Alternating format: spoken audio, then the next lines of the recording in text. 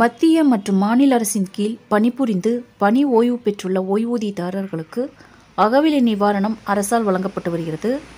அரசால் அகவிலைப்படி உயர்வு மற்றும் அகவிலை நிவாரணம் அளிப்பதன் நோக்கம் அரசு ஊழியர்கள் மற்றும் அரசு ஓய்வூதியதாரர்கள் அன்றாட வாழ்க்கையில் ஏற்படக்கூடிய செலவுகள் அதிகரிப்பை ஈடு செய்யும் வகையில் இருக்க வேண்டும் என்பதுதான். கொரோனா வைரஸ் பரவல் காரணமாக ஓய்வூதியதாரர்கள் கடுமையாக பாதிக்கப்பட்டு இருக்கின்றனர். ஓய்வூதியதாரர்கள் மருத்துவ செலவுகள் உட்பட பல்வேறு பணத்தேவைகள் ஏற்பட்டிருக்கிறது. இதனை சமாளிக்கக்கூடிய வகையில் அவர்கள் வங்கிகளில் கடனை பெற்று வருகிறார்கள். ஓய்வூதியதாரர்களுக்கு பல வங்கிகள் குறைந்த வட்டியில் கடனை அளித்து வந்தாலும் பஞ்சாப் நேஷனல் வங்கி அவர்களுக்கு புதிய கடன் திட்டத்தை அறிமுகம் செய்திருக்கிறது. 60 வயதிற்கும் மேற்பட்ட சீனியர் சிட்டிசன்களுக்கு கடன் கொடுத்து வந்தாலும் பஞ்சாப் நேஷனல் வங்கி பிரத்யேகமாக ஓய்வூதியதாரர்களுக்கு என புதிய கடன் திட்டத்தை அறிமுகப்படுத்தி உள்ளது.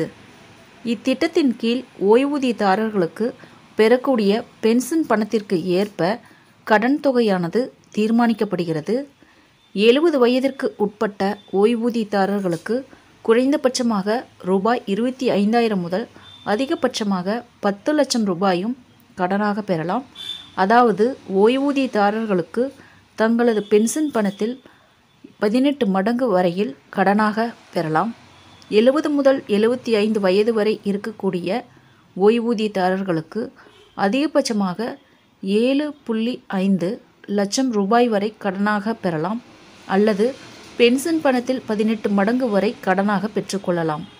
75 வயதை தாண்டிய ஓய்வூதியதாரர்களுக்கு அதிகபட்சமாக 5 லட்சம் ரூபாய் அல்லது பென்ஷன் பணத்தில் 12 மடங்கு கடன் பெற்றுக்கொள்ளலாம். ஓய்வூதியதாரர்கள் தாங்கள் பெற்ற கடன் தொகையை 5 ஆண்டுகள் திருப்பி செலுத்த வேண்டும். 75 வயதை தாண்டியவர்கள் 2 ஆண்டுகளுக்குள் கடன் தொகையை திருப்பி செலுத்த வேண்டும். ஃப்ரெண்ட்ஸ், இந்த தகவல் உங்களுக்கு யூஸ்ஃபுல்லாக இருந்தால் என்னோடய சேனலை சப்ஸ்கிரைப் பண்ணுங்கள், லைக் பண்ணுங்கள், மற்ற நண்பர்களுக்கும் இந்த வீடியோவை ஷேர் பண்ணுங்கள். தேங்க்ஸ் ஃபார் வாட்சிங்.